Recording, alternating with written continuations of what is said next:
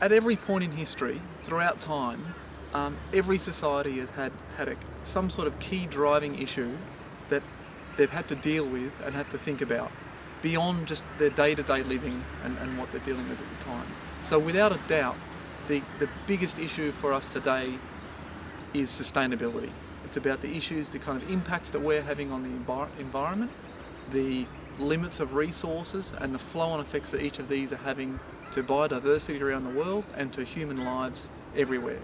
And the fact that all of these issues are growing so rapidly that the trajectory of society at the moment is on a path to some really major issues that are already happening, and of course now they're spreading faster and faster. So to get these things under control and to sort of build a future that we would much prefer to have, we've really got to understand the idea of sustainability and how we can achieve that, so then we can start planning what we do from our daily actions in our lifestyle to bigger choices that we make in our careers or in society as a whole. And there's really three fundamental aspects of sustainability that are particularly important to achieve in a society, which I'll talk about briefly. And also, what is sustainability? That's this idea we've talked about all the time, but we've really got to get a clear understanding of what exactly it is, so we can all be on the same page, at least about the fundamentals, so we can make good decisions on where to go forward from here. So sustainability really is any process or state, any way of being or living that can continue indefinitely. The idea that if I kept living in this particular way, we could continue to do that into the future. If I keep harvesting resources in this particular way, then we can keep doing that and we'll still have resources and be able to live in this way. So anything that isn't sustainable, but just by definition, will come to an end at some point in time.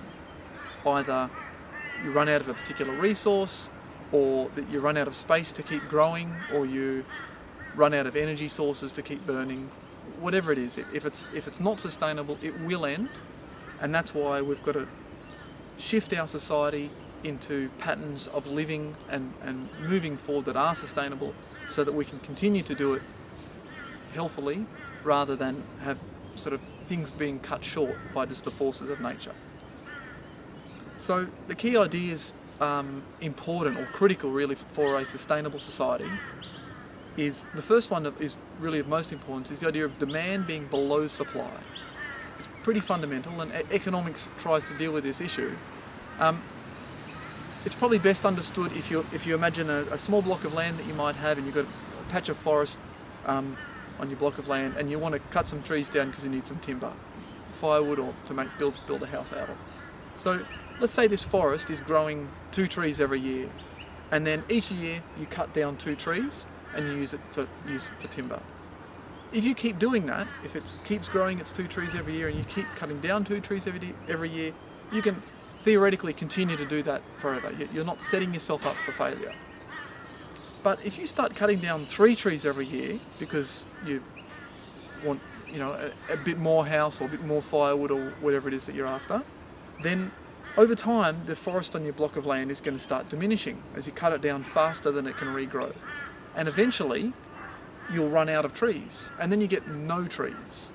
So that's why that way of doing things, if you're harvesting a resource quicker than it can grow, that's leading you to a point where you can't harvest it at all anymore. So that's unsustainable. The same could be true for vegetable crops in a field. It could be for harvesting fish out of the ocean, any kind of renewable resource that grows back. So there's another kind of resource, and that's the non-renewable resources. So that's something where there's a finite total amount and it's not going to grow back.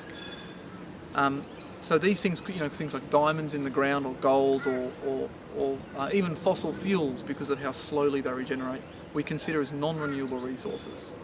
And with them, it doesn't matter how fast or how slowly we extract them from the ground, eventually we'll run out if we continue to do it at all. So really any harvesting of them is not sustainable, because it can't continue. It's got a finite end, and then that's it.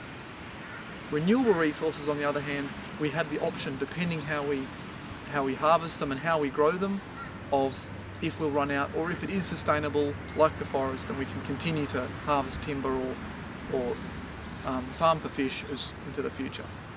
So demand below supply is really the fundamental first thing about a sustainable society.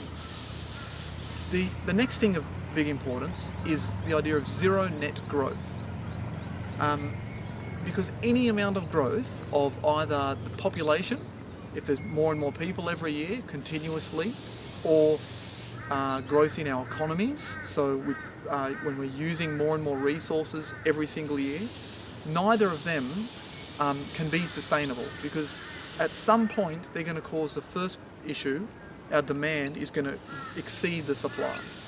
So in the case of the forest, if you're cutting down timber resources, if there's more and more people every single year, as there is, that all need houses to be built, you're going to keep using up your forest and eventually run out.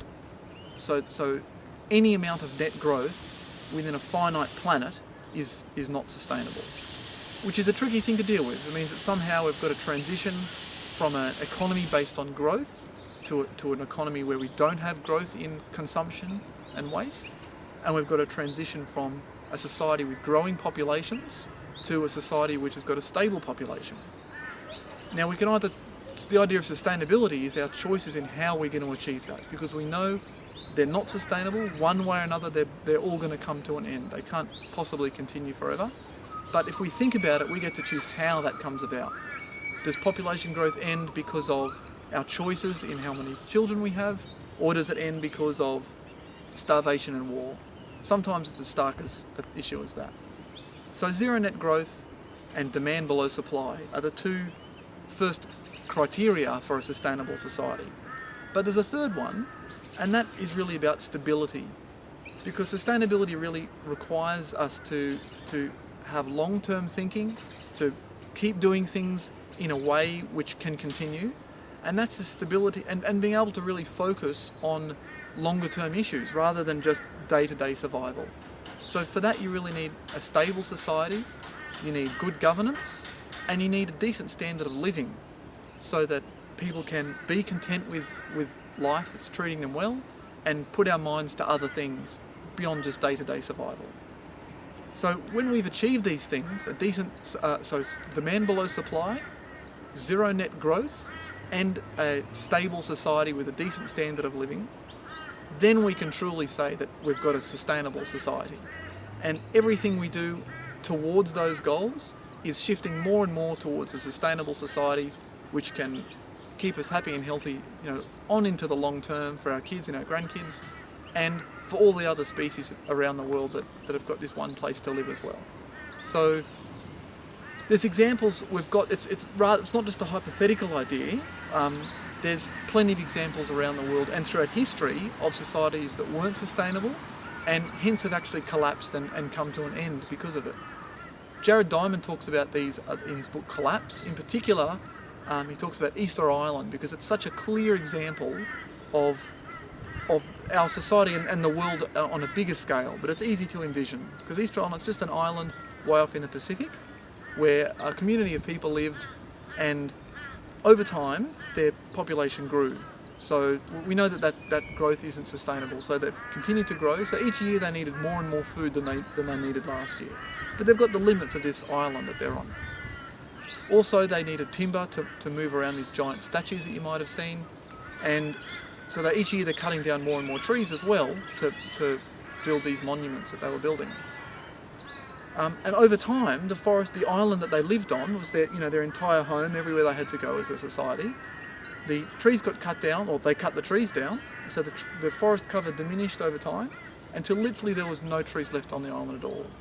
When that happened, because everything's related, there was these follow-on effects, the topsoil washed away, etc., etc. And the whole time their population's been growing, so they're needing more and more food. So eventually they got to this point where the timber resources had run out, so they couldn't make boats anymore. Their food supplies were running low because they're losing their topsoil. And when Europeans first came to the island, their society was kind of on the brink of collapse, and there was very, very few people left living in a really tragic situation. And they had caused that situation themselves by not having the foresight to see how we can live on this limited space that they had available in a way that we can continue on into the future. So by living unsustainably and by trashing the environment that they relied on, they caused their own society to collapse. And the reason that's such a powerful example, I think, is because we can really relate the island of Easter Island in the Pacific to our planet Earth floating through space. It's a limited space we've got available, and there's lots of resources. We've got lots of ability and knowledge and everything that we can do to plan how we manage it. But if we don't, and we live unsustainably, then things are going to come crashing down around us, and as it's starting to happen in lots of places already. So by having demand below supply, by having zero net growth in our populations and consumption and economy, and by having a stable society with a decent standard of living, we can really choose our own trajectory into the future and build the kind of future that we want to live in for ourselves and for our grandkids and for everyone around the world and different species.